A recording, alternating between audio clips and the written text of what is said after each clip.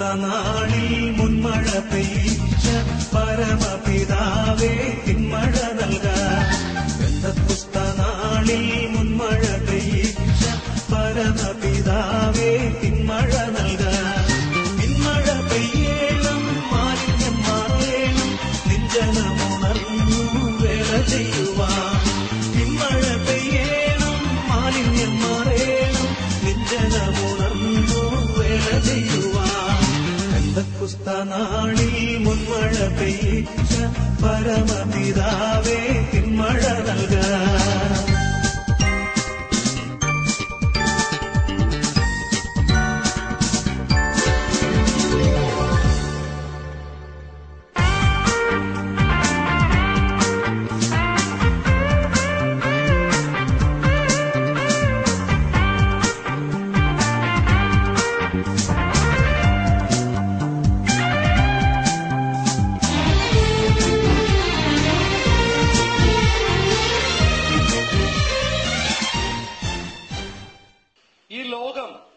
പറയും, നിങ്ങളുടെ ജീവിതം രക്ഷപ്പെടാൻ നിങ്ങൾ ഇത് ചെയ്യണം, അത് ചെയ്യണം.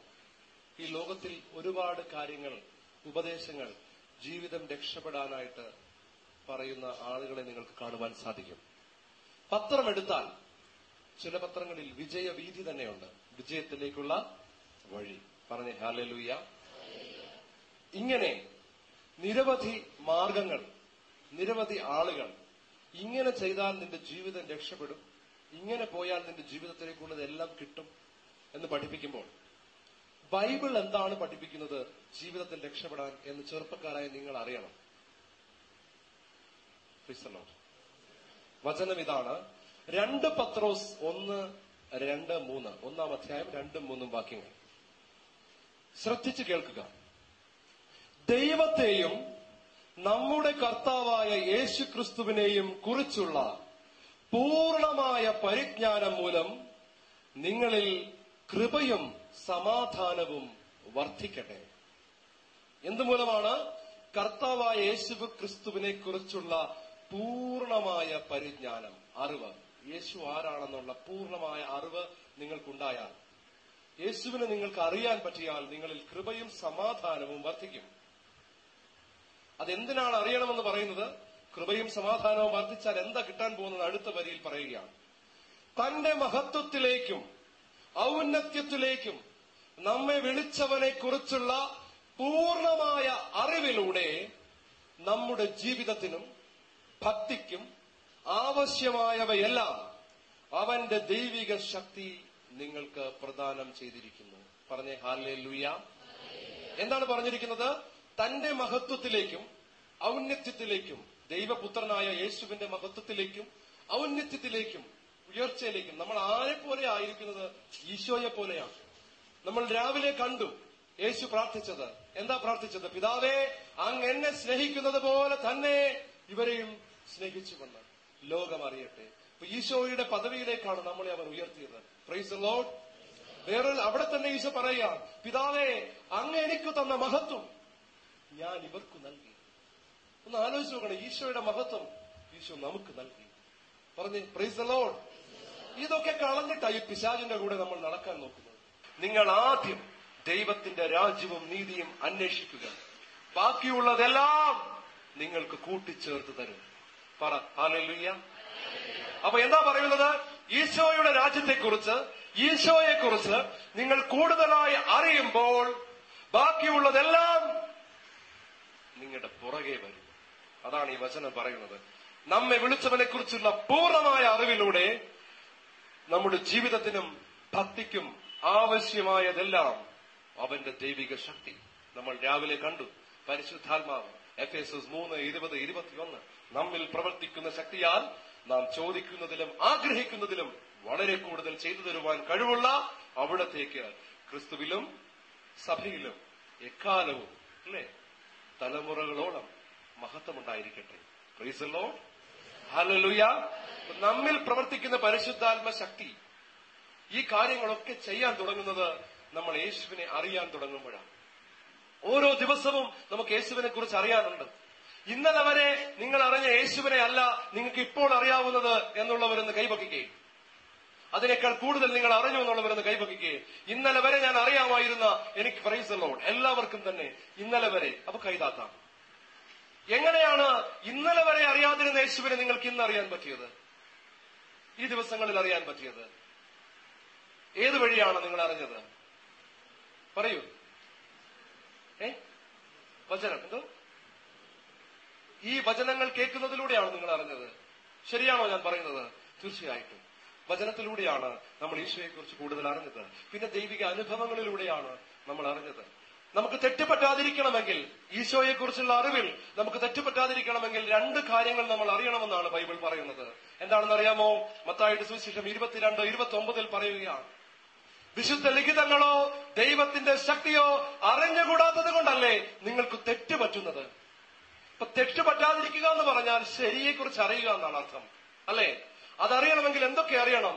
ഒന്ന്, വിശുദ്ധ ലിഖിതങ്ങളെ കുറിച്ച് അറിയണം. കർത്താവിന്റെ വചനം എന്താണെന്ന് നിങ്ങൾ അറിയണം. ദൈവത്തിന്റെ ശക്തി എന്താണെന്നും നിങ്ങൾ അറിയണം. അതുകൊണ്ടാണ് ധ്യാനങ്ങളിലൂടെ കടന്നു വരുമ്പോൾ ഇതുപോലുള്ള പ്രോഗ്രാമുകളിലൂടെ കടന്നു വരുമ്പോൾ പലരും യേശുവിനെ കുറിച്ച് കൂടുതൽ അറിയുന്നത്. എന്തുകൊണ്ടാണെന്ന് അറിയാമോ? ഇവിടെ വചനവും പറയുന്നു, പലർക്കും ദൈവത്തിന്റെ ശക്തി ജീവിതത്തിൽ വെളിപ്പെടുകയും ചെയ്യുന്നു. ഈ 2 കാര്യങ്ങളും നമ്മൾ അറിയുമ്പോൾ നമുക്ക് മനസ്സിലാകും കർത്താവിനെ കുറിച്ചുള്ള കൂടുതൽ ശരികൾ എന്താണെന്ന്.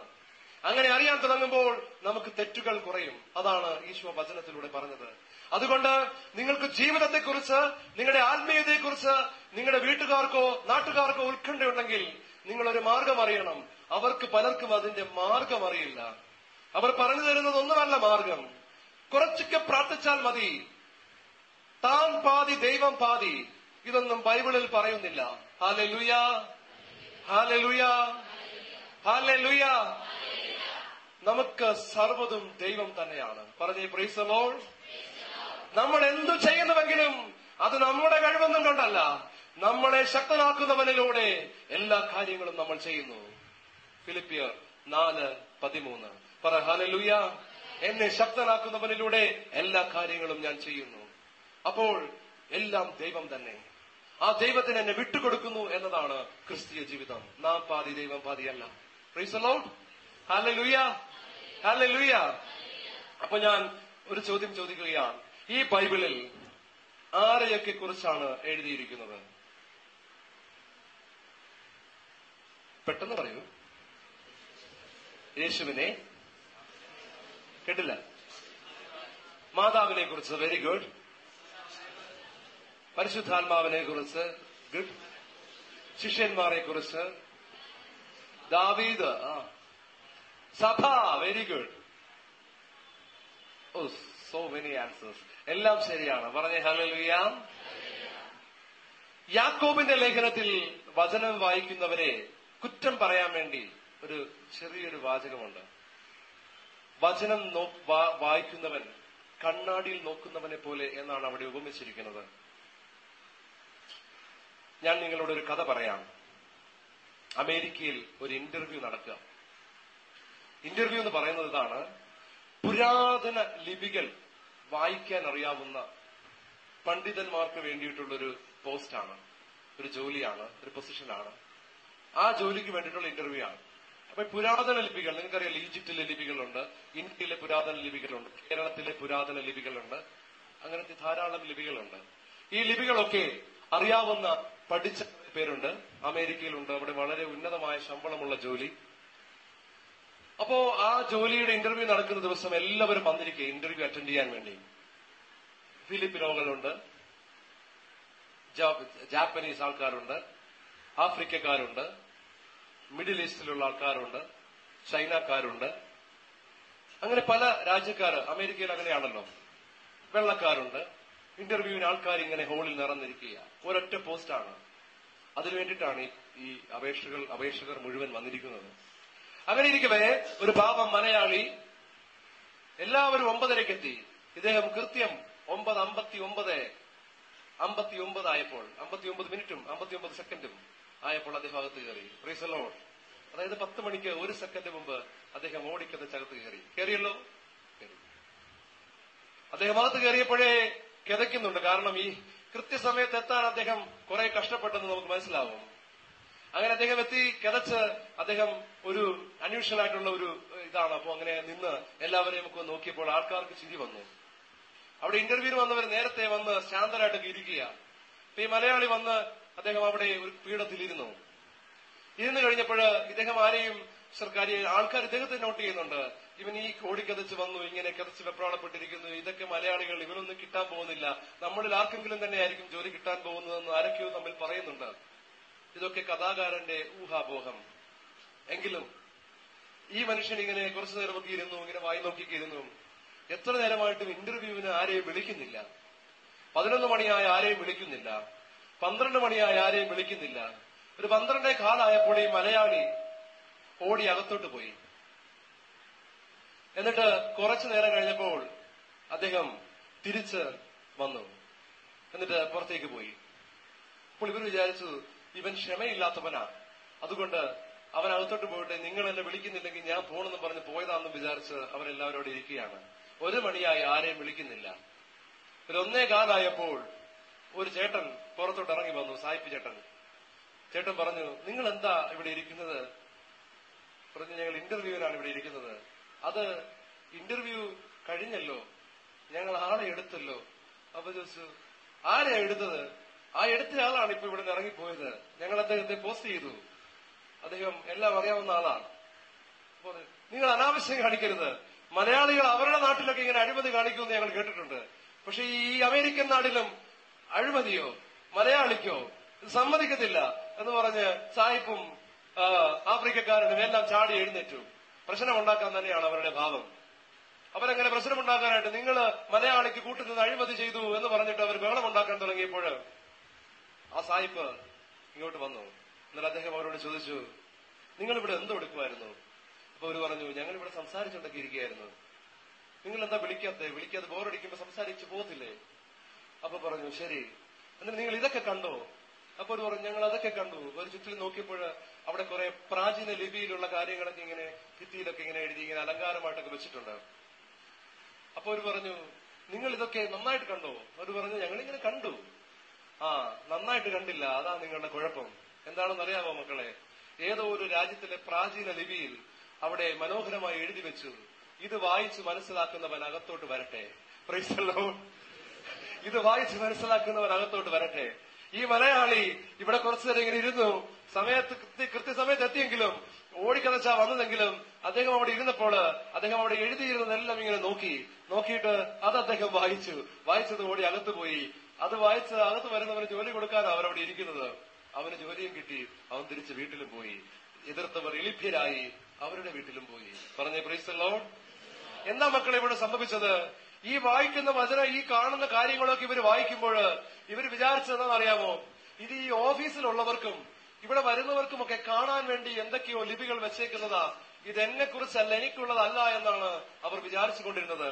എന്നാൽ ആ എഴുതിയിരുന്നതിലെ വാചകം എന്നെ കുറിച്ചാണെന്ന് ഈ മലയാളി എപ്പോൾ മനസ്സിലാക്കിയോ അന്ന് അവൻ രക്ഷപ്പെട്ടു. പറഞ്ഞേ ഹല്ലേലൂയ. ഞാൻ നിങ്ങളോട് പറയുകയാണ്, ഈ ബൈബിളിൽ എഴുതി വച്ചിരിക്കുന്ന കാര്യങ്ങൾ, ഇത് നിങ്ങൾ പറയുന്നു അബ്രഹാമിനെ കുറിച്ചാണ്, ഇസഹാക്കിനെ കുറിച്ചാണ്, യാക്കോബിനെ കുറിച്ചാണ്, യേശുവിനെ കുറിച്ചാണ്, എല്ലാം ശരിയാണ്.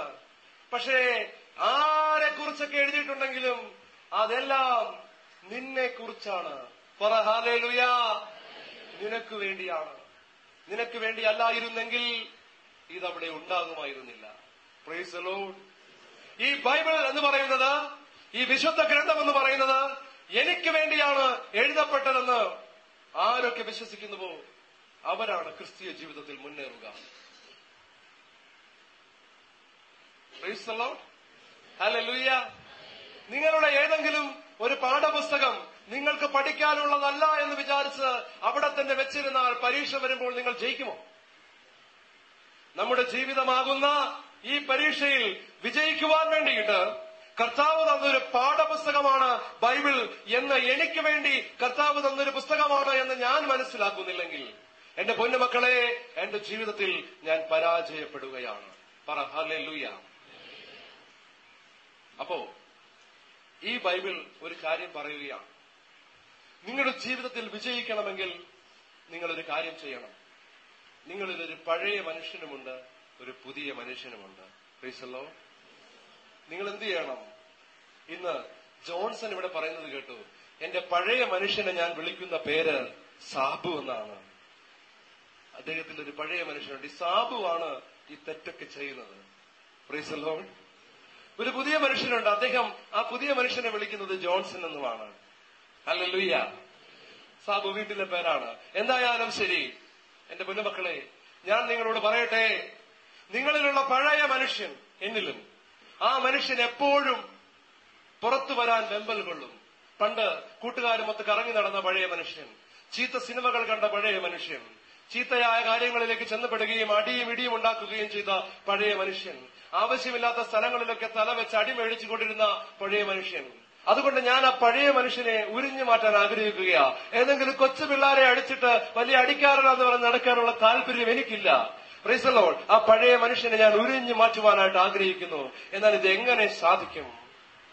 ഞാൻ പറഞ്ഞു തരാം. പഴയ മനുഷ്യനെ ഉരിഞ്ഞു മാറ്റി പുതിയ മനുഷ്യനെ വളർത്തുന്നത് എങ്ങനെയാണെന്ന് പറഞ്ഞു തരാം. ഒരിക്കൽ ഒരു മനുഷ്യന് 2 പട്ടികൾ ഉണ്ടായിരുന്നു. ഒരു കറുത്ത പട്ടിയും ഒരു വെളുത്ത പട്ടിയും. രണ്ടും കൊള്ളാം, കുഴപ്പമില്ലാത്ത പട്ടികളാ. ഒരു പട്ടിക്ക്, വെളുത്ത പട്ടിക്ക് ഒരു ഇത്തിരി ശോഷിപ്പ, പക്ഷെ ആരോഗ്യമൊക്കെ ഉണ്ട്. ഈ പട്ടികളെ രണ്ടുപേരെയും ഇദ്ദേഹം തെരുവിൽ കൊണ്ടുവന്നിട്ട് ഇദ്ദേഹം ആൾക്കാരോട് പറഞ്ഞു, സുഹൃത്തുക്കളെ, 50,000 രൂപ ഞാനിവിടെ വെച്ചിട്ടുണ്ട്. ഈ പട്ടികളെ കൊണ്ടുവന്ന് അടുത്തയാഴ്ച ഞാൻ ഗുസ്തി പിടിപ്പിക്കും. നിങ്ങളൊരു പട്ടിയുടെ പേര് പറയണം. ആ പട്ടിയാണ് ജയിക്കുന്നതെങ്കിൽ, ഒരു പട്ടിയെ പറയാവുള്ളൂ, എല്ലാവരും കൂടെ ആലോചിച്ച് പറയുക. ഈ 50,000 ഞാൻ നിങ്ങൾക്ക് തരും. ആ പട്ടി അല്ല ജയിക്കുന്നതെങ്കിൽ നിങ്ങൾ എനിക്ക് 50,000 രൂപ പിരിച്ചു തരണം. അദ്ദേഹത്തിന്റെ കണ്ടീഷനാണ്. ആൾക്കാർക്ക് ഒരു രസം തോന്നി. അവരിങ്ങനെ വന്നു, അവർ നോക്കി, അവരുടെ കയ്യിൽ, എല്ലാവരുടെയും കയ്യിലും കൂടെ 50,000 രൂപയുണ്ട്. അവരതെടുത്തിട്ട് അവര് പറഞ്ഞു, ഓക്കെ, ഈ അല്പം ശോഷിച്ചിരിക്കുന്ന പട്ടി അടുത്ത പ്രാവശ്യം തോക്കും. കറുത്ത പട്ടി ജയിക്കും, വെളുത്ത പട്ടി തോക്കുമെന്ന് അവർ വിധി പറഞ്ഞു. അയാൾ വീട്ടിൽ പോയി അടുത്തയാഴ്ച പട്ടിപ്പോരിനായി പട്ടികളെ കൊണ്ടുവന്നു. ആൾക്കാരും വന്നിട്ടുണ്ട്. 50,000 രൂപ 2 സ്ഥലത്തും വെച്ചിരിക്കുകയാണ്. പട്ടിപ്പോര് ആരംഭിക്കുകയാണ്. കറുത്ത പട്ടിയും വെളുത്ത പട്ടിയും തമ്മിൽ വലിയൊരു പോര് ആരംഭിച്ചു. ആൾക്കാർ പ്രോത്സാഹിപ്പിച്ചുകൊണ്ടിരുന്നു കറുത്ത പട്ടിയെ. എന്നാൽ കറുത്ത പട്ടി ദയനീയമാം വിധം പരാജയപ്പെട്ടു. വെളുത്ത പട്ടി ജയിച്ചു. അയാൾ കാശും കൊണ്ടുപോയി. പോകുന്നതിന് മുമ്പ് അദ്ദേഹം ഒരു കാര്യം പറഞ്ഞു, ഞാൻ അടുത്ത ആഴ്ചയും വരാം, ഈ 1,00,000 രൂപ നിങ്ങൾക്ക് തരാം. ഇപ്പം അദ്ദേഹത്തിന്റെ 1,00,000 രൂപയുണ്ട്. നിങ്ങൾ പറയുന്ന പട്ടി ജയിച്ചാൽ 1,00,000 നിങ്ങൾക്ക്, മറ്റേ പട്ടി ജയിച്ചാൽ 1,00,000 എനിക്ക്. ആൾക്കാർ സമ്മതിച്ചു. എന്തായാലും ഈ പൈസ തിരിച്ചു വാങ്ങിച്ചിട്ടേ ഉള്ളൂ. അവര് പറഞ്ഞു, അടുത്ത പ്രാവശ്യം കറുത്ത പട്ടി ജയിക്കും. ഇപ്പൊ ജയിച്ചത് ഏത് പട്ടിയാ? കറുത്ത പട്ടി. ആ പട്ടി തന്നെ ജയിക്കും. വെളുത്ത പട്ടിയാണോ ജയിച്ചത്? ശോഷിച്ച പട്ടി വെളുത്ത പട്ടി എന്നല്ലേ ഞാൻ പറഞ്ഞത്? ശോഷിച്ച പട്ടിയല്ലേ ആണോ? Is it? Okay, sorry, I am very sorry. നമുക്ക് തിരിച്ചിടാം. ഇപ്രാവശ്യം ജയിച്ച പട്ടി അടുത്ത പ്രാവശ്യം തോൽക്കും, അല്ല ജയിക്കുമെന്ന് ആൾക്കാർ വാദിച്ചു. മറ്റേ പട്ടി തോക്കുമെന്നും ഇപ്രാവശ്യം തോറ്റ പട്ടി തോക്കുമെന്നും. കാരണം അവർക്ക് മനസ്സിലായി, ഇപ്പൊ ജയിച്ച പട്ടിയാണ് വലിയ പട്ടി. പറഞ്ഞ് പ്രൈസ് ദി ലോർഡ്. അവൻ ബ്രൂസ്ലിയെ പോലെ ആള് കൊച്ചാണെങ്കിലും അടിച്ചിടും എന്ന് വിചാരിക്കാം. ഇയാള് പോയി അടുത്ത ആഴ്ച തിരിച്ചു വന്നു. ഞാൻ ഈ കറുപ്പും വെളുപ്പും പറയുന്നില്ല, നിങ്ങളങ്ങ് മനസ്സിൽ വെച്ചേക്കണം. ഓക്കെ, എന്തായാലും ഇപ്രാവശ്യവും ജനം പറഞ്ഞ പട്ടിപ്പോരിൽ തോറ്റു. ചേട്ടന്റെ പട്ടി തന്നെ ജയിച്ചു. Price the Lord. ഇത് 2-3 പ്രാവശ്യം ഈ ചേട്ടൻ ചെയ്തു. ഒരു ദിവസം ചേട്ടൻ നടന്നു പോകുമ്പോ ഒരാള് പുറകെ വരുന്നു. ചേട്ടന് മനസ്സിലായി പൈസ അടിച്ചു മാറ്റാനായിരിക്കും. ചേട്ടൻ സ്പീഡ് കൂട്ടി. പിന്നെ അയാൾ സ്പീഡിൽ വരുന്നു. ചേട്ടൻ ഓടി, പട്ടുകളെ കൊണ്ട് ഓടി. ചേട്ടൻ വീട്ടിലെത്തി. കതക് പൂട്ടിയപ്പോൾ കതകിൽ അയാൾ കൊട്ടാൻ തുടങ്ങി. അവസാനം പേടിച്ചാണെങ്കിലും ചേട്ടൻ തുറന്നു. എന്താ ചോദിച്ചു. അപ്പൊ പറഞ്ഞു, നിങ്ങളെ തല്ലാനൊന്നുമല്ല ഞാൻ വന്നത്. പിന്നെ ചേട്ടാ, ഈ രഹസ്യം ഒന്ന് പറഞ്ഞതാ ചേട്ടാ. ചേട്ടൻ ഇത്രയും കാശ് ഇത് എങ്ങനെയാ ഉണ്ടാക്കുന്നത്? താൻ എനിക്ക് എന്ത് തരും? ഞാൻ 50,000 രൂപ തരാം. ശരി, അതും കൂടെ അദ്ദേഹം വാങ്ങിച്ചു വെച്ചു. എന്നിട്ട് പറഞ്ഞു, എടാ ഉവേ, ഇത് വളരെ സിമ്പിളാ. എന്താ? ജനം പറയും എന്ന് പറയുന്ന, ജയിക്കുമെന്ന് പറയുന്ന പട്ടിയെ പട്ടിണിക്കിടുക. ഒരാഴ്ച പട്ടിണിക്കിടുക. ആ പട്ടി അടുത്ത ആഴ്ച തോറ്റോളും. മറ്റേ പട്ടിക്ക് നന്നായിട്ട് ഭക്ഷണം കൊടുത്ത് നല്ല സെറ്റപ്പ് ആക്കി കൊണ്ടുവരണം. അത് ജയിക്കും. പറഞ്ഞേ ഹല്ലേലൂയ. അപ്പോ ഈ പഴയ മനുഷ്യനെ നമുക്ക് തോൽപ്പിക്കണമെങ്കിൽ ഇതാണ് ഐഡിയ.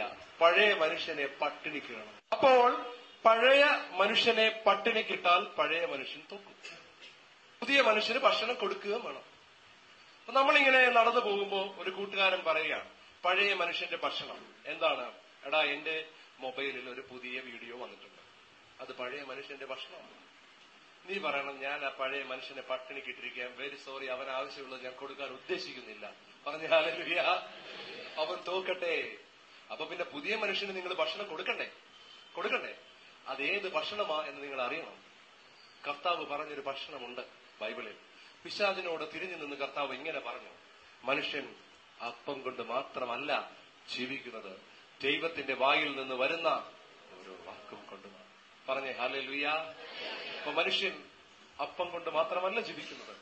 അപ്പൊ നമുക്ക് മനസ്സിലായി, വചനത്തെക്കുറിച്ച് ദൈവം ഈശോ പറയുന്നത് അതൊരു ഭക്ഷണം പോലെയാണെന്നാണ്. ഈ ഭക്ഷണം എന്റെ ആന്തരിക മനുഷ്യന്റെ ഭക്ഷണമാണെന്നറിഞ്ഞ് എത്ര പേർ കഴിച്ചിട്ടുണ്ട്? പറഞ്ഞേ ഹല്ലേലൂയ. അപ്പോ ഈ ഭക്ഷണം കഴിക്കാത്തത് കൊണ്ട് നമ്മൾ പല പാപാവസ്ഥയിലും പോകുന്നതായിട്ട് നമുക്ക് മനസ്സിലാക്കുവാനായിട്ട് സാധിക്കും. കർത്താവ് പറഞ്ഞതും അതുകൊണ്ട് തന്നെയാണ്. മത്തായി 22:29 ഞാൻ പറഞ്ഞില്ലേ, വിശുദ്ധ ലിഖിതങ്ങളോ ദൈവത്തിന്റെ ശക്തിയോ മനസ്സിലാക്കാത്തതിനാൽ നിനക്ക് തെറ്റുപറ്റുന്നു. നിങ്ങൾക്ക് എല്ലാവർക്കും അറിയാമോ എന്ന് അറിയത്തില്ല, ഇടുക്കി തങ്കസൻ എന്ന് പറഞ്ഞൊരു സുവിശേഷ പ്രഘോഷകനുണ്ട്. നിങ്ങൾക്ക് അറിയാമോ? അറിയാം. Praise the Lord. Idukki Thankasan എന്ന് പറയുന്ന ഈ ചേട്ടൻ പണ്ട് ഞങ്ങൾ കുഞ്ഞായിരുന്നപ്പോൾ ജീസസ് യൂത്തില്, ഇപ്പോൾ ഞാനൊക്കെ നിങ്ങളെ പഠിപ്പിക്കുന്നത് പോലെ ഞങ്ങളെ പഠിപ്പിക്കാൻ വന്നുകൊണ്ടിരുന്ന ചേട്ടനാണ്. അദ്ദേഹം ഇന്ന് കരിസ്മാറ്റിക് നവീകരണത്തിന്റെ ഒരു ഉന്നത പദവിയിൽ ഇരിക്കുകയാണ് കേരളത്തിൽ. പറഞ്ഞേ ഹല്ലേലൂയ. അപ്പൊ അന്ന് ഞങ്ങളെ പോലുള്ള ചെറുപ്പക്കാർ നിങ്ങൾക്ക് എങ്ങനെ ഒരു ആവേശം കർത്താവിൽ നൽകുന്നുവോ അതുപോലെ അദ്ദേഹം ഞങ്ങളുടെ പ്രായമാണെന്ന് അദ്ദേഹം ആ പ്രായത്തിൽ ഞങ്ങളെ പോലുള്ള ചെറുപ്പക്കാരെ അദ്ദേഹത്തിന്റെ ചെറുപ്പത്തിൽ ആവേശം തന്നുകൊണ്ടിരുന്നു. പറഞ്ഞേ ഹല്ലേലൂയ. അന്ന് ഈ ചേട്ടൻ ഞങ്ങളോട് പറയുന്നു, ചേട്ടൻ തങ്കച്ചായൻ ആലപ്പുഴക്കാരനാണ്, ഇടുക്കി തങ്കച്ചൻ എന്ന് അറിയപ്പെടുന്നെങ്കിലും അദ്ദേഹം ഇടുക്കിയിൽ ജോലി ചെയ്തിരുന്ന കാലത്ത് പൂങ്കാവുകാരനായ അദ്ദേഹം ഞങ്ങളോട് പറഞ്ഞു, ഏതെങ്കിലും ഒരു ധ്യാനം കൂടിയാൽ അവരോട് കിട്ടുന്ന എല്ലാ വചനവും എഴുതി വെച്ച് അദ്ദേഹം വീട്ടിൽ വന്ന ആ വചനം അതുപോലെ പഠിക്കും. ഏത് ധ്യാനം കൂടിയാലും അതിലെ എല്ലാ പ്രസംഗങ്ങളും അദ്ദേഹം അതുപോലെ കുത്തിയിരുന്ന് പഠിക്കും. അദ്ദേഹം പ്രസംഗിക്കുമ്പോൾ ഞങ്ങളോട് പറയുന്നതാണ്. അപ്പൊ ഇതൊക്കെ കേട്ട് ഞാനും ഇങ്ങനെ ആവേശം കൊള്ളും. ഞാനും ഇവരൊക്കെ പറയുന്ന എല്ലാ പ്രസംഗവും എഴുതി വെച്ച് പഠിക്കുക. ഒരു വേദി പോലും എനിക്ക് കിട്ടുന്നൊന്നുമില്ല. ഞാൻ പ്രസംഗിക്കാൻ വേണ്ടി അല്ല പഠിച്ചത് അന്ന്. കാരണം അന്ന് ഇവർ പറയുമായിരുന്നു, നിങ്ങൾ പ്രസംഗിക്കാൻ വേണ്ടി ബൈബിൾ പഠിക്കരുത്. പറഞ്ഞ പ്രൈസ് ദി ലോർഡ്. നിങ്ങളുടെ ഉള്ളിലുള്ള ആത്മാവിലെ ആന്തരിക മനുഷ്യന് ഒരു ഭക്ഷണം എന്നുള്ള നിലയിൽ വേണം ഇതൊക്കെ പഠിക്കാൻ. അങ്ങനെ പറയുന്ന വചനങ്ങളൊക്കെ പഠിക്കും. അവർ പറയുന്നതൊക്കെ എഴുതി വെക്കും. അങ്ങനെ എഴുതി വെച്ച് പഠിച്ച് കിട്ടുന്ന ബൈബിൾ കൊട്ടേഷനൊക്കെ പഠിക്കാൻ തുടങ്ങുമായിരുന്നു കുറച്ചൊക്കെ. അങ്ങനെ ഇരിക്കവേ ഒരു ദിവസം ഈ തങ്കച്ചായൻ, അദ്ദേഹം സർക്കാർ ഉദ്യോഗസ്ഥനായിരുന്നു, അദ്ദേഹം അവിവാഹിതനാണ്, അദ്ദേഹം തന്റെ ഏകസ്ഥ ജീവിതത്തിലൂടെയാണ് കർത്താവിനെ മഹത്വപ്പെടുത്തുന്നത്. തങ്കച്ചായൻ അന്ന് ഞങ്ങളുടെ വീട്ടിൽ വരും, പഠിക്കുവാനാണ് വരുന്നത് കമ്പ്യൂട്ടർ. തങ്കച്ചായൻ ഇങ്ങനെ പഠിക്കുവാനായിട്ട് വരുമ്പോൾ ഞങ്ങളുടെ വീട്ടിൽ ഒരു ചെറിയ ഒരു വിഷമം എന്റെ അമ്മയ്ക്ക് എന്നെ കൊണ്ടുണ്ടായി. എന്താണെന്ന് വെച്ചാല്, ഈ ക്രിസ്തീയ പുസ്തകങ്ങളോടൊപ്പം എന്റെ കയ്യിൽ കുറെ അന്യമത ഗ്രന്ഥങ്ങൾ വായിക്കാനുണ്ടായിരുന്നു. അപ്പൊ ഞാൻ എന്റെ സ്വന്തം ലൈബ്രറിയിൽ ധാരാളം പുസ്തകങ്ങൾ, ഇങ്ങനെ അന്യമത ഗ്രന്ഥങ്ങൾ മാത്രമല്ല, ഫിലോസഫി, ഇങ്ങനത്തെ കുറെ സാധനം എവിടെ നിന്ന് കിട്ടിയാലും ഞാൻ വായിക്കും. ഇത് വഴിതെറ്റിക്കുന്നതാണോ അല്ലയോന്നൊന്നും അറിയത്തില്ല. അന്ന് ടീനേജറാണ് നിങ്ങളെ പോലെ. അന്ന് ഞാൻ ഇതുപോലെ സാധനങ്ങൾ വാങ്ങിച്ച് വീട്ടിൽ കൊണ്ടിരിക്കും, ഇതെല്ലാം വായിക്കും. അപ്പൊ എന്റെ അമ്മയ്ക്കൊരു ഭയം, ഞാൻ വഴിതെറ്റി പോകുമോ എന്ന്. അപ്പൊ അമ്മ എന്നോട് പറയുമ്പോൾ ഞാൻ പറയും, ഈ തങ്കച്ചായന്റെ വീട്ടിൽ ഒരു ലൈബ്രറി ഉണ്ട്, അവിടെ ഇതുപോലെ മറ്റ് ഫിലോസഫി ഗ്രന്ഥങ്ങളൊക്കെ ഇരിപ്പുണ്ട്. അപ്പൊ ഞാൻ പറയും, തങ്കച്ചായന്റെ വീട്ടിൽ ഈ പുസ്തകങ്ങളൊക്കെ ഇരിപ്പുണ്ട്, അതുകൊണ്ടാണ് ഞാൻ വാങ്ങിച്ചത്. അദ്ദേഹം വായിക്കുന്നത്, അദ്ദേഹം ഇതൊരു വഴിതെറ്റുന്നില്ലല്ലോ, അതുകൊണ്ട് ഞാൻ തെറ്റുന്നില്ലെന്നൊക്കെ പറയും. അപ്പൊ മമ്മിക്ക് അദ്ദേഹത്തെ എന്താ പറഞ്ഞു, വളരെ ബഹുമാനമാണ്. അദ്ദേഹത്തെ വീട്ടിൽ കിട്ടിയിരിക്കുകയാണ്. അദ്ദേഹം വന്ന് രാവിലെ വരും, ഞങ്ങൾ വൈകുന്നേരം പിരിയത്തുള്ളൂ. അന്നേരം തങ്കച്ചായൻ ഇരിക്കുമ്പോൾ അമ്മ ഒരു ദിവസം വന്നിട്ട് കാര്യം അവതരിപ്പിച്ചത്, ഇവനെ വേറെ ഒരുപാട് പുസ്തകം വായിക്കുന്ന കാണാം, ഇപ്പൊ വഴിതെറ്റിപ്പോകാനുള്ള എല്ലാ സാധ്യതയുണ്ട്. ഇവനോട് ചോദിക്കുമ്പോൾ പറഞ്ഞു, തങ്കച്ചായൻ വായിക്കും, അതുകൊണ്ടാണ് ഞാനും വായിക്കുന്നതെന്നാണ്. അപ്പൊ തങ്കച്ചായൻ ആദ്യം ഒരു തപ്പി. അദ്ദേഹം പറഞ്ഞു, അതെ നീ കണ്ടില്ലേ, ബൈബിള് ഞാൻ ഇവിടെ തുറന്നു വെച്ചിരിക്കുകയാണ്. ബൈബിള് ഒരു ഓപ്പൺ ബുക്കാണ്, മറ്റതെല്ലാം ഞാൻ ക്ലോസ് ചെയ്ത് വെച്ചേക്കാം, കണ്ടിട്ടില്ലേ, അതൊക്കെ അടഞ്ഞ പുസ്തകങ്ങളാണ്. എനിക്കങ്ങനെയാണ്. പക്ഷെ എനിക്കത് ഉത്തരം അത്ര ശരിയായില്ല. അപ്പൊ ഞാൻ അങ്ങനെ മിണ്ടിയില്ല. ഞാനിങ്ങനെ പുള്ളിയെ സൂക്ഷിച്ച് നോക്കിക്കൊണ്ടിരുന്നു. അപ്പൊ പുള്ളി എന്നോട് പറഞ്ഞു, ഞാൻ സമ്മതിച്ചു, ഓക്കെ നീ വായിച്ചു, പക്ഷേ നിനക്ക് എത്ര ബൈബിൾ വാക്യം കാണാതറിയാം എന്നോട് ചോദിച്ചു. ഞാനിങ്ങനെ ആലോചിച്ച് നോക്കുമ്പോ ഏതാണ്ട് 10-30 അറിയാം. അപ്പൊ അദ്ദേഹം പറഞ്ഞു, ഇത്രയും കാലം ബൈബിൾ പഠിച്ചത് പറഞ്ഞിട്ട് ഇത്രയും വചനങ്ങളാണോ കാണാതെ പഠിച്ചത്? അപ്പൊ അദ്ദേഹം എന്നോട് പറയാണ്, നീ ഒരു 200 ബൈബിൾ വാക്യമെങ്കിലും കാണാതെ പഠിച്ചിട്ട് വേറെ പുസ്തകങ്ങളൊക്കെ വായിച്ചാലും ഞാൻ ഒന്നും പറയത്തില്ല. പക്ഷെ 200 ബൈബിൾ വാക്യങ്ങൾ നിനക്ക് അറിയാമോ? ഞാൻ പറഞ്ഞു, കൊട്ടേഷൻ സഹിതം അത്രയൊന്നും അറിയത്തില്ല, അതുകൊണ്ട് 200 ബൈബിൾ വാക്യങ്ങൾ അങ്ങനെ എനിക്ക് പരിചയമില്ല, കൊട്ടേഷൻ അറിയാതെ പോലും. അപ്പോ അദ്ദേഹം പറഞ്ഞു, ഒരു വെല്ലുവിളി എനിക്ക് തന്നു.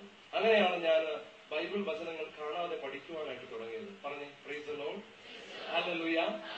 അങ്ങനെ ബൈബിൾ വചനങ്ങൾ കാണാതെ പഠിക്കാൻ തുടങ്ങിയപ്പോൾ ഞാൻ ഒരു കാര്യം മനസ്സിലാക്കി. എന്താണെന്ന് നിങ്ങൾക്കറിയാമോ? ഈ ബൈബിൾ വചനങ്ങൾ ഇങ്ങനെ പഠിക്കുമ്പോൾ നമ്മുടെ ഉള്ളിൽ ഒരു ശക്തി നിറയും. നിങ്ങൾ പഠിച്ചു നോക്കാം, അപ്പൊ അറിയാം. പറഞ്ഞേ ഹല്ലേലൂയ, ഹല്ലേലൂയ. ഞാൻ എന്റെ ഈ അനുഭവം ഞാൻ വിവാഹം കഴിച്ചു കഴിഞ്ഞപ്പോൾ എന്റെ അളിയനോട്, ബ്രദർ ഇൻ ലോയോട് പറഞ്ഞു. ഞാൻ അദ്ദേഹത്തോട് പറഞ്ഞു, ബ്രദർ ഇൻ ലോയും അദ്ദേഹത്തിന്റെ കൂട്ടുകാരൊക്കെ ഈശോയിൽ വന്നത് കല്യാണം കഴിച്ച് ഞാൻ വീട്ടിൽ ചെന്നപ്പോൾ അവിടെ ബ്രദർ ഇൻ ലോയുമായിട്ട് ഇങ്ങനെ സംസാരിക്കാം. അപ്പൊ അദ്ദേഹം ഇങ്ങനെ നോക്കിയപ്പോൾ ഈ മനുഷ്യനൊരു പ്രത്യേക ജീവിത രീതിയൊക്കെയാണ്. ഇദ്ദേഹം രാവിലെ പ്രാർത്ഥിക്കും, വൈകുന്നേരം പ്രാർത്ഥിക്കും, എന്റെ സഹോദരിയും കൂടി ഇപ്പൊ പ്രാർത്ഥിപ്പിക്കുന്നുണ്ട്. അപ്പൊ ഇദ്ദേഹം ഇങ്ങനെ പ്രാർത്ഥനയൊക്കെ ഇങ്ങനെ നടക്കുന്ന ഒരു മനുഷ്യനാണ്. പക്ഷെ വലിയ കുഴപ്പക്കാരനൊന്നുമല്ല, സഹോദരിയോട് നല്ല സ്നേഹമൊക്കെയാണ്. അപ്പൊ ഈ അങ്ങനെയൊക്കെ പറഞ്ഞ് പുള്ളി പതുക്കെ എന്റെ അടുത്ത് ഇങ്ങനെ കൂടി, ഇവൻ എന്താ ചെയ്യുന്നത്, പ്രാർത്ഥിക്കുന്ന അറിയാനായിരിക്കണം, നിഷ്കളങ്ക മനുഷ്യനാണ് അദ്ദേഹം. ഇങ്ങനെ ഞാനുമായിട്ട് അടുത്തിരിക്കുമ്പോൾ ഞാൻ അദ്ദേഹത്തോട് പറഞ്ഞു, ബൈബിള് വചനങ്ങൾ ഇങ്ങനെ കാണാതെ പഠിക്കണം. അപ്പൊ അദ്ദേഹം പിന്നീട് ഞാൻ പുറത്തു പോയ സമയത്ത് ഒരിക്കൽ ഫോൺ ചെയ്തപ്പോൾ എന്നോട് പറഞ്ഞു, അളിയ പറഞ്ഞതുപോലെ ഞാൻ വചനങ്ങൾ കാണാതെ ഒരു 100 വചനമൊക്കെ ഞാൻ പഠിച്ചപ്പോൾ എനിക്കൊരു ഭയങ്കര ശക്തിയാണ്. ബസ്സിലൊക്കെ പോകുമ്പോഴാണെങ്കിലും നടക്കുമ്പോഴൊക്കെ ആണെങ്കിലും ഞാൻ എന്തോ ഒരു ഭയങ്കര ശക്തി കൊണ്ട് നിറഞ്ഞിരിക്കുന്നത് പോലെയാണ് എനിക്ക് തോന്നുന്നത്. അതിന്റെ കാരണം ഇതൊരു ഭക്ഷണമാണ്. ഈ ഭക്ഷണം കൃത്യമായിട്ട് നമ്മൾ കഴിച്ചാൽ നമ്മുടെ ശക്തി കൊണ്ട് നമ്മൾ നിറയും. പറഞ്ഞ ഹല്ലേലൂയ. നമ്മുടെ ആന്തരിക മനുഷ്യൻ, നമ്മളിലുള്ള ആത്മീയ മനുഷ്യൻ ശക്തി പ്രാപിക്കും. നിങ്ങൾ പഠിച്ചു നോക്കണം, അപ്പോഴാണ് നിങ്ങൾക്ക് അറിയുവാനായിട്ട് സാധിക്കുക. അങ്ങനെ ശരിക്കും പഠിക്കണം. ഇപ്പൊ ചിലർ പറയും, ഞാൻ നിങ്ങൾക്ക് വായിച്ചു തരാം, ഇത് പഠിക്കണമെന്ന് പറയുന്നതിന്റെ കാരണം എന്താണെന്ന് വായിച്ചു തരാം. നിങ്ങൾ നിയമാവർത്തന പുസ്തകം എടുക്കുക. നിങ്ങൾ ഉള്ളവര് നിയമാവർത്തന പുസ്തകത്തില്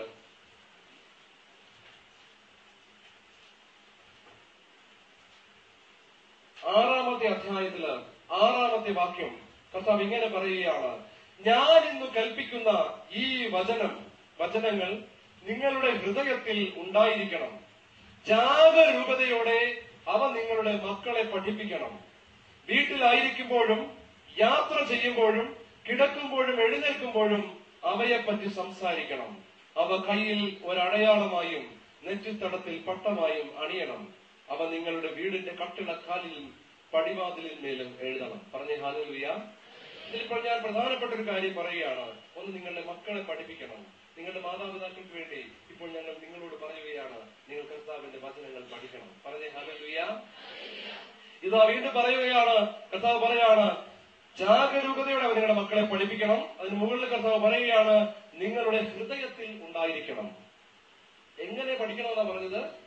learn by heart. Learn by heart. ഹൃദയത്തിലേക്ക് ആക്കണം. പറഞ്ഞ ഹല്ലേലൂയ. ചിലര് പറയും, ഇത് കാണാതെ പഠിക്കുന്നതിന് ഇത് ഹൃദയത്തിൽ നിന്ന് വരണമെന്നൊക്കെ പറയും. സത്യത്തിൽ അത് അങ്ങനെയല്ല. അതെങ്ങനെയാണ് ഹൃദയത്തിൽ നിന്ന്? നമ്മൾ പഠിക്കാത്ത സാധനം എങ്ങനെ വരാൻ പോകുന്നത് ഹൃദയത്തിൽ നിന്ന്? അങ്ങനെയാണ് പിന്നെ വഴി കൂടെ നടക്കുന്ന എല്ലാ ബൈബിൾ അറിഞ്ഞൂടാത്ത ആൾക്കാരുടെ ഹൃദയത്തിൽ നിന്ന് ഇങ്ങനെ ബൈബിൾ വാക്യം വരണ്ടേ? അങ്ങനൊന്നും വരത്തില്ല. ബൈബിൾ പഠിച്ചാലേ ഹൃദയത്തിൽ നിന്ന് വരത്തുള്ളൂ. പറഞ്ഞേ പ്രൈസ് ദി ലോർഡ്. അതുകൊണ്ടാണ് കർത്താവ് പറഞ്ഞത്, കർത്താവ് ഇങ്ങനെ ബൈബിൾ പഠിപ്പിച്ചുകൊണ്ടിരുന്നു കുട്ടികളെ, ചെറുപ്പക്കാരെ ബൈബിൾ ഇങ്ങനെ പഠിപ്പിച്ചുകൊണ്ടിരുന്നേച്ചും കർത്താവ് ചെറുപ്പക്കാരായ തന്റെ ശിഷ്യന്മാരെ എല്ലാം ബൈബിൾ പഠിപ്പിച്ചുകൊണ്ടിരുന്നു. കർത്താവ് പറഞ്ഞു, ഞാൻ പറഞ്ഞ വചനങ്ങളാൽ നിങ്ങൾ ശുദ്ധിയുള്ളവരാണ്. കർത്താവ് പറഞ്ഞതാണ്.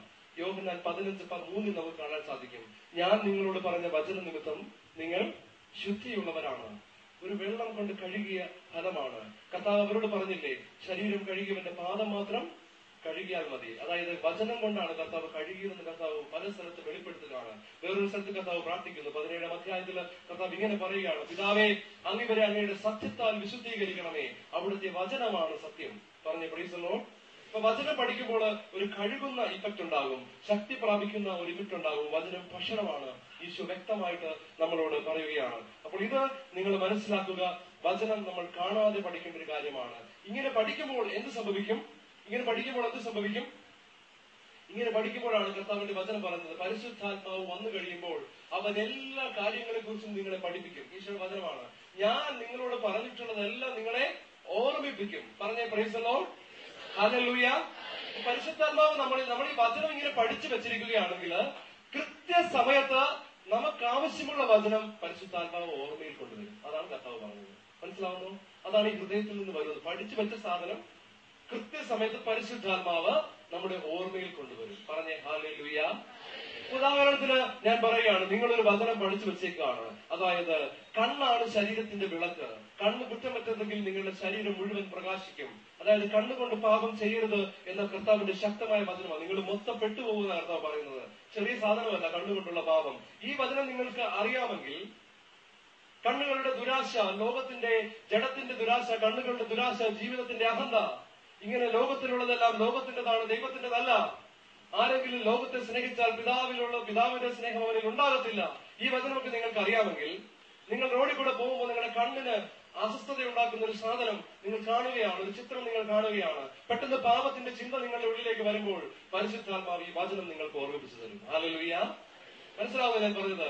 ഈ വചനം നിങ്ങൾക്ക് അറിയാവുന്നത് കൊണ്ടാണ് പരിശുദ്ധാത്മാവ് ഈ വചനം നിങ്ങൾക്ക് ഓർമ്മിപ്പിച്ചു തരുന്നത്. ഇത് പഠിക്കാത്ത ഒരു അക്രൈസ്തവനോ ബൈബിൾ പഠിക്കാത്തവനോ അവൻ ഇത് കാണുമ്പോൾ ഈ വചനം ഓർമ്മിപ്പിച്ചു കൊടുക്കാൻ പരിശുദ്ധാത്മാവിന് പറ്റില്ല. കാരണം എന്താണ്? ഈ ഭക്ഷണം ഇവൻ കഴിച്ചിട്ടില്ല, ഇത് ഇവന്റെ ഹൃദയത്തിലുമില്ല, ഇത് ഇവൻ പഠിച്ച് മനസ്സിലാക്കി വെച്ചിട്ടില്ല. അതുകൊണ്ടാണ് കർത്താവ് പറയുന്നത്, നിങ്ങൾ വചനങ്ങൾ കാണാതെ പഠിക്കണം. നിങ്ങൾ ലേൺ ബൈ ഹാർട്ട്. പറഞ്ഞേ ഹല്ലേലൂയ, ഹല്ലേലൂയ. അപ്പൊ നമുക്ക് ഈശോ എങ്ങനെയാ വചനം പഠിച്ചത് എന്ന് നിങ്ങൾക്ക് നിങ്ങളുടെ ശ്രദ്ധയിലേക്ക് കൊണ്ടുവരാൻ ഞാൻ ആഗ്രഹിക്കുകയാണ്.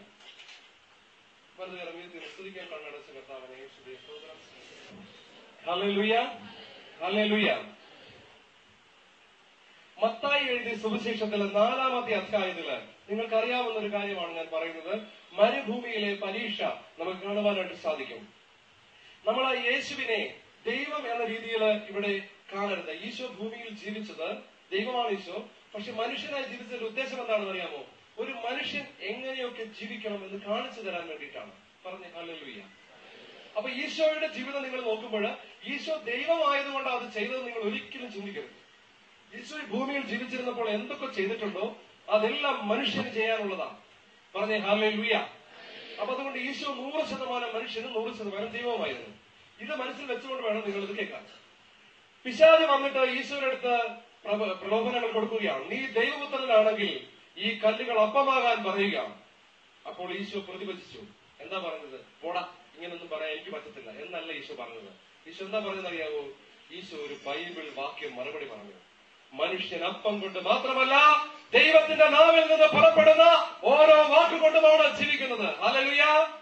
ഇതൊരു ബൈബിൾ വാക്യമാണ്. കർത്താവ് അത് കാണാതെ പഠിച്ചിട്ട് പറയുക.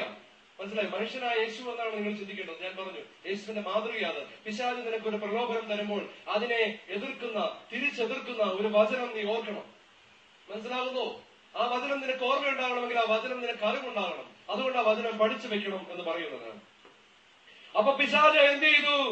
അവനെ വിശുദ്ധ നഗരത്തിലേക്ക് കൂട്ടിക്കൊണ്ടുപോയി ദേവാലയത്തിന്റെ അഗ്രത്തിൽ കയറ്റി നിർത്തിയിട്ട് പറഞ്ഞു, നീ ദൈവപുത്രനാണെങ്കിൽ താഴേക്ക് ചാടുക, നിന്നെ കുറിച്ച് അവൻ തന്റെ ദൂതന്മാർക്ക് കൽപ്പനകൾ നൽകും, നിന്റെ പാദം കല്ലിൽ തട്ടാതിരിക്കാൻ അവർ നിന്നെ കൈകളിൽ താങ്ങിക്കൊള്ളുമെന്ന് എഴുതപ്പെട്ടിരിക്കുന്നു. അപ്പോൾ പിശാച് വേറൊരു ബൈബിൾ വാക്യം തിരിച്ചടിച്ചു. മനസ്സിലായോ? അപ്പൊ കർത്താവ് വീണ്ടും അവനെ തിരിച്ച് അറ്റാക്ക് ചെയ്യുന്നത് എങ്ങനെയാണെന്ന് അറിയാമോ?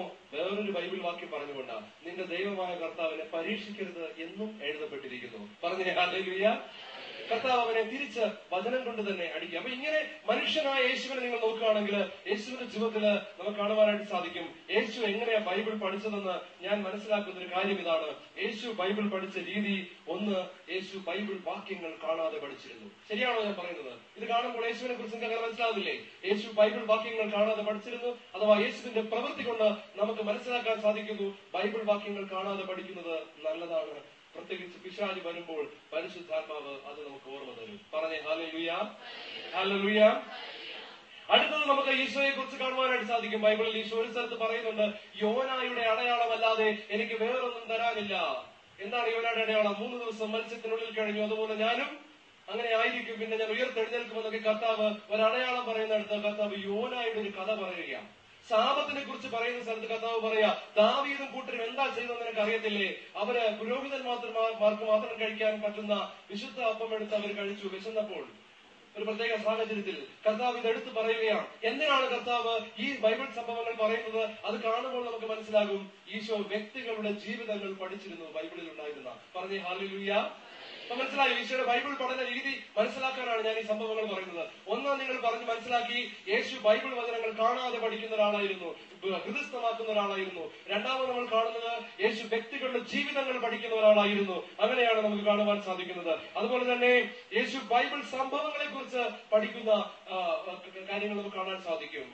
നിങ്ങളുടെ സ്ഥിതി സോദോമിന്റെയും ഗൊമോറയുടെയും സ്ഥിതിയേക്കാൾ കഷ്ടമായിരിക്കുമെന്ന് കർത്താവ് പറയുമ്പോൾ കർത്താവ് പഴയ സംഭവത്തെയാണ് എടുത്തു കാണിക്കുന്നത്. യോനായുടെ സംഭവം പറയുമ്പോഴും കർത്താവ് പഴയ സംഭവത്തെയാണ് എടുത്തു കാണിക്കുന്നത്. ഒന്ന് പറഞ്ഞേ ഹല്ലേലൂയ, ഹല്ലേലൂയ. പിന്നെ നമുക്ക് കാണുവാൻ സാധിക്കും വാഗ്ദാനങ്ങളെ കുറിച്ച് പഠിക്കുന്ന ഈശോ, വാഗ്ദാനങ്ങളെ കുറിച്ച് പറയുന്ന ഈശോ. ഈശോ എന്ന് പറഞ്ഞാൽ ഈശോ തന്നെയാണ് ആ വാഗ്ദാനം, അല്ലെ? ഈശോ ആരോട് സംസാരിച്ചാലും ഈശോയെ കുറിച്ച് ബൈബിളിൽ എന്താ എഴുതിയിരിക്കുന്നതെന്ന് ഈശോ പറയുന്നത്. ശരിയാണോ ഞാൻ പറയുന്നത്? ഈശോ ശിഷ്യന്മാർക്ക് പഠിപ്പിച്ചു കൊടുത്തെന്ന് പറയുന്നത് തന്നെ കുറിച്ച് വിശുദ്ധ ലിഖിതങ്ങൾ എന്താ പറഞ്ഞതെന്ന് അവനവരെ പഠിപ്പിച്ചു എന്നാണ് പറയുന്നത്. അപ്പൊ ഈശോ എന്താ പഠിച്ചിരുന്നത്? പ്രോമിസസ്, ബൈബിളിലുള്ള പ്രോമിസസിനെ കുറിച്ച് ഈശോ പഠിച്ചിരുന്നു എന്ന് നമുക്ക് കാണുവാൻ സാധിക്കും. അപ്പൊ ഞാൻ പറയാണ്, പരിശുദ്ധാത്മാവ് എന്ന് പറയുന്ന ഒരു വാഗ്ദാനം, അല്ലെ? ഈ വാഗ്ദാനം ബൈബിളിൽ എഴുതിയിരിക്കുന്നതാ, പഴയ നിയമത്തില്. ഈ പ്രോമിസ് പുതിയ നിയമത്തിലും രണ്ടിലുമുണ്ട്. ഈ പ്രോമിസിനെ കുറിച്ച് നമ്മൾ പഠിക്കണം. ഇങ്ങനൊരു പ്രോമിസ് ഉണ്ട്, അത് എനിക്കുള്ളതാണ് എന്ന് നിങ്ങൾ പഠിക്കണം. അപ്പൊ ഈശോ ഇങ്ങനെ പഠിച്ചിരുന്നു. ബൈബിൾ വാക്യങ്ങളെ കുറിച്ച്, പ്രോമിസസിനെ കുറിച്ച് ഈശോ പഠിച്ചിരുന്നു. അപ്പൊ ഈശോ ബൈബിൾ വാക്യങ്ങൾ പഠിച്ചിരുന്നു. പിന്നെ എന്ത് പഠിച്ചു? ആ ബൈബിൾ വാക്യങ്ങളിൽ തന്നെ പ്രോമിസസ് പഠിച്ചിരുന്നു, സംഭവങ്ങൾ പഠിച്ചിരുന്നു. പറഞ്ഞേ ഹല്ലേലൂയ, ഹല്ലേലൂയ. പിന്നെ നമ്മൾ കാണുവാനായിട്ട് സാധിക്കും ജീവിത സാഹചര്യങ്ങളുമായിട്ട് ഈശോ ഇങ്ങനെ താരതമ്യപ്പെടുത്തുന്നത് നമുക്ക് കാണുവാനായിട്ട് സാധിക്കും. പഴയ നിയമത്തിലെ സംഭവങ്ങളെ ഇപ്പോഴത്തെ സംഭവങ്ങളുമായിട്ട് ഒരുപാട് സ്ഥലത്ത് ഈശോ ജീവിത സാഹചര്യങ്ങളുമായിട്ട് താരതമ്യപ്പെടുത്തി പറഞ്ഞു. ഉദാഹരണത്തിന് നമ്മുടെ പറയുന്നില്ലേ, മറ്റേ ശാപത്തുമായിട്ട് ബന്ധപ്പെട്ട് വരുമ്പോൾ അന്ന് അവർ ചെയ്തത് കണ്ടില്ലേ, ഇത് കണ്ടില്ലേ, അങ്ങനെ ഇപ്പോഴത്തെ ജീവിത സാഹചര്യവുമായിട്ട് താരതമ്യപ്പെടുത്തും. അപ്പൊ നമ്മൾ ബൈബിൾ പഠിക്കുമ്പോൾ എന്റെ ഇന്നത്തെ കാലഘട്ടത്തിൽ ഈ വചനം എനിക്ക് എങ്ങനെയാണ് ആപ്റ്റ് ആയിട്ടിരിക്കുക, യോജിക്കുക എന്നത് ഞാൻ സാഹചര്യമായിട്ട് ബന്ധപ്പെടുത്തി പഠിക്കണം. പറഞ്ഞേ പ്രൈസ് ദി ലോർഡ്, ഹല്ലേലൂയ. ഉദാഹരണത്തിന് പത്രോസ് നമ്മൾ കാണുകയാണ്. പത്രോസ് ഇവിടെ ജയിലിൽ കഴിയുമ്പോൾ കർത്താവിന്റെ അത്ഭുത ശക്തി വന്ന് അവനെ മോചിപ്പിക്കുകയാണ്. അവൻ നോക്കുമ്പോൾ അവന്റെ ചുറ്റിലും യാതൊരു രക്ഷപ്പെടാൻ ഒരു പഴുതുമില്ല. ശരിയാണോ? രക്ഷപ്പെടാൻ ഒരു പഴുതുമില്ല. അപ്പോ കർത്താവ് അവന്റെ ആൾക്കാരെ പ്രാർത്ഥിച്ചുകൊണ്ടിരുന്നപ്പോൾ ആ രാത്രിയിൽ കർത്താവിന്റെ ദൂതന്മാർ വന്ന് പത്രോസിനെ പുറത്തിറക്കി. പറഞ്ഞേ ഹല്ലേലൂയ. എന്റെ പൊന്നു സഹോദരങ്ങളെ, നിങ്ങൾ മനസ്സിലാക്കേണ്ട ഒരു കാര്യം, ഇത് വായിക്കുമ്പോൾ നമ്മൾ നമ്മുടെ കാലത്തിലെ സാഹചര്യങ്ങളുമായിട്ട് ഇതിനെ ബന്ധപ്പെടുത്തണം. എങ്ങനെയാണ് ബന്ധപ്പെടുത്തുക? ഞാൻ ഇന്ന് ഒരു ബന്ധനത്തിലാണെങ്കിൽ, എനിക്ക് പോകാൻ മാർഗമില്ലാത്ത രീതിയിൽ ഞാൻ കെട്ടപ്പെട്ടിരിക്കുകയാണെങ്കിലും എന്റെ ദൈവത്തിന്റെ ശക്തിക്ക് എന്നെ മോചിപ്പിക്കാൻ കഴിയുമെന്നൊരു വിശ്വാസം നിങ്ങൾക്ക് ഈ സാഹചര്യ പഠനത്തിലൂടെ കിട്ടും. അതൊക്കെ അറിയണമെങ്കിൽ ബൈബിൾ പഠിക്കണം. പറഞ്ഞേ ഹല്ലേലൂയ. നമ്മൾ നോക്കുമ്പോൾ എല്ലായിടത്തും പ്രശ്നമാണ്. നമുക്ക് ഒരു രക്ഷയില്ലാത്ത രീതിയിൽ തീച്ചൂള പോലെ തോന്നുന്നു. അപ്പോഴാണ് പഴയ കാലത്തെ ഒരു സംഭവം നമ്മൾ ഓർക്കുന്നത്. ദാനിയേൽ തീച്ചൂളയിൽ വീണെങ്കിലും അവനൊന്നും പറ്റിയില്ല. പറഞ്ഞേ ഹല്ലേലൂയ. നമ്മൾ പറയും, ദാനിയേലിനെ തീച്ചൂളയിൽ നിന്ന് രക്ഷിച്ച ദൈവം എന്നെ രക്ഷിക്കും. ഇങ്ങനെ പ്രാർത്ഥിക്കാൻ പറ്റണമെങ്കിൽ നമുക്ക് ആ സംഭവം അറിയണം. പറഞ്ഞേ പ്രൈസ് ദി ലോർഡ്. അതാ കർത്താവ് ഞാൻ നേരത്തെ നിങ്ങളോട് പ്രസംഗിച്ചപ്പോൾ പറഞ്ഞു. കർത്താവ് എന്താ പറഞ്ഞത്? ഷേബാരാജ്ഞി സോളമനെ അന്വേഷിച്ചു വന്നു, അവൾ നിങ്ങളെ കുറ്റം വിധിക്കും. ഇതാ സോളമനേക്കാൾ വലിയവനായി ഇവിടെ ഇരിക്കുന്നത്. താരതമ്യപ്പെടുത്തുക കർത്താവ്. മനസ്സിലാകുന്നു? അങ്ങനെ താരതമ്യപ്പെടുത്തുന്ന ഈശോ ബൈബിൾ പഠനങ്ങളിൽ തമ്മിൽ. പറഞ്ഞേ പ്രൈസ് ദി ലോർഡ്. ഇനി നമുക്ക് കാണുവാൻ സാധിക്കും ഈശോ വചനം പഠിച്ചിട്ട് ഈശോ പ്രാർത്ഥിക്കുമ്പോഴൊക്കെ വചനം പറഞ്ഞാ പ്രാർത്ഥിച്ചുകൊണ്ടിരുന്നത്. ഇതെവിടെയാണ് നമുക്ക് വ്യക്തമായിട്ട് മനസ്സിലാക്കുവാൻ സാധിക്കുന്നത്? നിങ്ങളൊന്ന് മനസ്സിലാക്കുക. കർത്താവ് കുരിശിൽ കിടക്കുമ്പോൾ പ്രാർത്ഥിക്കുമ്പോൾ അല്ലേ, എന്റെ ദൈവമേ എന്തുകൊണ്ട് നീ എന്നെ ഉപേക്ഷിച്ചു? എന്താ ഈശോ പറഞ്ഞത്? ഒരു സങ്കീർത്തനമാണ്. പറഞ്ഞേ പ്രൈസ് ദി ലോർഡ്. അപ്പൊ സങ്കീർത്തനങ്ങളൊക്കെ പറഞ്ഞ് പ്രാർത്ഥിക്കുന്ന ഈശോയ്ക്ക് ആ സങ്കീർത്തനം കാണാതെ അറിയത്തില്ലായിരുന്നെങ്കിൽ അങ്ങനെ ഈശോ പറയത്തില്ലായിരുന്നു, ബൈബിൾ കൊണ്ടുവേണം വായിക്കുന്നത് സങ്കീർത്തനം. മനസ്സിലായോ? പക്ഷേ ഈശോ അങ്ങനെ പറഞ്ഞില്ല. കാരണം ഈശോയ്ക്ക് അറിയാം. ഈശോ പഠിച്ചു വെച്ചു സങ്കീർത്തനങ്ങൾ. ഈശോ പഠിച്ചു വെച്ചു. പറഞ്ഞേ ഹല്ലേലൂയ, ഹല്ലേലൂയ. അപ്പൊ നമുക്ക് ജീവിത സാഹചര്യങ്ങളിൽ വചനങ്ങൾ ഉപയോഗിച്ച് പ്രാർത്ഥിക്കണമെന്നുണ്ടെങ്കിൽ പൊന്നു സഹോദരങ്ങളെ, നമ്മൾ വചനങ്ങൾ ഇതുപോലെയൊക്കെ പഠിക്കണം. അപ്പൊ നിങ്ങൾ എണ്ണി പറയുക, ഏതൊക്കെ രീതിയിലാണ് കർത്താവ് നമ്മളെ വചനം പഠിപ്പിക്കുന്നത്, പഠിക്കാൻ ആഗ്രഹിക്കുന്നത്? യേശു പഠിച്ചിരുന്നത് എങ്ങനെയൊക്കെയാണ്? യേശു പഠിച്ചിരുന്നത്, ഒന്ന്, കാണാതെ പഠിച്ചു വചനങ്ങൾ, അല്ലെ? അദ്ദേഹം പിശാചിനോട് അത് എതിർത്ത് പറയാൻ വേണ്ടി പഠിച്ചു. രണ്ടാമത് ഈശോ പഠിച്ചത് വ്യക്തിത്വങ്ങളെ കുറിച്ച്. നമുക്ക് പഠിക്കാം, അബ്രഹാമിനെ കുറിച്ച് പഠിക്കണം. നിങ്ങളുടെ പരിശീലന പരിപാടിയിൽ എൽറോയി എന്നാണ് ഞങ്ങളുടെ പേരിട്ടിരിക്കുന്നത്. എൽറോയി എന്ന് പറയുന്ന പരിശീലന പരിപാടി നിങ്ങൾക്ക് ഞങ്ങൾ അവതരിപ്പിച്ചുകൊണ്ടിരിക്കുകയാണ്. ഇതിന് പഠിക്കാൻ ഒരു പുസ്തകം തന്നെയുണ്ട്. നിങ്ങൾ പഠിക്കുവാനായി നിങ്ങളെ സഹായിക്കുന്ന 250-ലേറെ വചനങ്ങൾ ജീവിതത്തിൽ ഒരു സാധാരണ വ്യക്തി അറിഞ്ഞിരിക്കേണ്ട 250-ലേറെ വചനങ്ങൾ, ഓരോ വിഷയത്തെക്കുറിച്ചുമുള്ള വചനങ്ങൾ, അത് ആ പുസ്തകത്തിനകത്തുണ്ട്. ഒരു പാഠപുസ്തകമുണ്ട് പഠിക്കുവാൻ, അത് നിങ്ങൾക്ക് ലഭിക്കും. ആ പുസ്തകത്തില് അതുപോലെ തന്നെ ഈ എൽറോയുടെ ഭാഗമായിട്ട് നിങ്ങൾക്ക് ലഭിക്കും. നിങ്ങൾ ഈ മാസം പഠിക്കേണ്ടത് മോശ എന്ന് പറയുന്ന വ്യക്തിയെ കുറിച്ചാണ്. പറഞ്ഞ പ്രൈസ് ദി ലോർഡ്. അപ്പൊ നിങ്ങൾ വീട്ടിൽ പോയിട്ട് ഇന്ന് തൊട്ട് മോശയെ കുറിച്ച് വായിക്കുവാനായിട്ട് പറയണം. മോശയെ കുറിച്ച് ബൈബിളിലെ പഴയ നിയമത്തിൽ എവിടെയൊക്കെ എഴുതിയിരിക്കുന്നത്, മോശ എന്തൊക്കെ ചെയ്തു, അത് എനിക്ക് എങ്ങനെ പ്രയോജനപ്പെടും, ആ അറിവ് ഇങ്ങനെ നിങ്ങൾ വായിച്ച് മോശയുടെ കഥ മുഴുവൻ വായിച്ചു തീർക്കണം. നല്ല രസമാണ്, നല്ല അത്ഭുതങ്ങളൊക്കെ നിറഞ്ഞ നല്ലൊരു കഥയാണ്. അപ്പൊ അതുകൊണ്ടാണ് നിങ്ങൾ മോശയെ തന്നെ സെലക്ട് ചെയ്ത് തന്നത്. അപ്പൊ മോശയെ കുറിച്ച് ഈ മാസം നിങ്ങൾ പഠിക്കണം. പഠിക്കുമോ? Praise the Lord. എല്ലാ ദിവസവും മോശയുടെ കഥ വേണേ ഒറ്റ ദിവസം കൊണ്ട് വായിച്ചു തീർത്തോ, അല്ലെങ്കിൽ 2-3 ദിവസം കൊണ്ട് വായിച്ചു തീർത്തോ, അല്ലെങ്കിൽ വീണ്ടും വീണ്ടും വായിച്ചു. പക്ഷെ ഈ മാസം കൊണ്ട് നിങ്ങൾ മോശ ആരാണ് എന്ന് നിങ്ങൾ പഠിക്കണം. അതിനുശേഷം നിങ്ങൾക്ക് ഒരു CD ഇവിടെ തരും, മോശയെ കുറിച്ച് പഠിപ്പിക്കുന്ന ഒരു CD. പറഞ്ഞേ ഹല്ലേലൂയ. അപ്പൊ നിങ്ങൾക്ക് നിങ്ങൾ പഠിച്ചതും ആ CD കൂടെ കാണുമ്പോൾ കുറച്ചുകൂടെ വ്യക്തമായ ധാരണകൾ ലഭിക്കും മോശയെ കുറിച്ച്. അപ്പൊ ഇങ്ങനെ ഈ മാസത്തില് നിങ്ങൾ മോശയെ കുറിച്ച് പഠിക്കാൻ പോവുകയാണ്, വ്യക്തികളെ കുറിച്ച് പഠിക്കുന്നത്. വീണ്ടും നമ്മൾ കാണുന്നത് ഈശോ ബൈബിൾ സംഭവങ്ങളെ കുറിച്ച് പഠിക്കുന്ന ഈശോയാണ്. അത് ഈ മോശയുടെ ജീവിതമൊക്കെ വായിക്കുമ്പോൾ നമുക്കറിയാം, മോശ കടലിൽ അല്ലെ, കടലിൽ 2ആയിട്ട് പിളർന്നു. നമുക്കറിയാം നമ്മുടെ മുൻപിലെ പ്രതിസന്ധി, പിന്നിലെ പ്രതിസന്ധി. ഈശോയിൽ ആശ്രയിച്ചു കഴിഞ്ഞാൽ മുന്നിലെ പ്രതിസന്ധിയെ തകർത്ത് കർത്താവ് പിന്നിലെ പ്രതിസന്ധിയെ അതിൽ മുക്കും. പറഞ്ഞേ ഹല്ലേലൂയ. ഇതൊക്കെ അറിയണമെങ്കിൽ നമ്മൾ ഈ സംഭവങ്ങളൊക്കെ വായിക്കണം. അങ്ങനെ ഈ സംഭവങ്ങൾ കർത്താവ് പഠിച്ചിരുന്നു.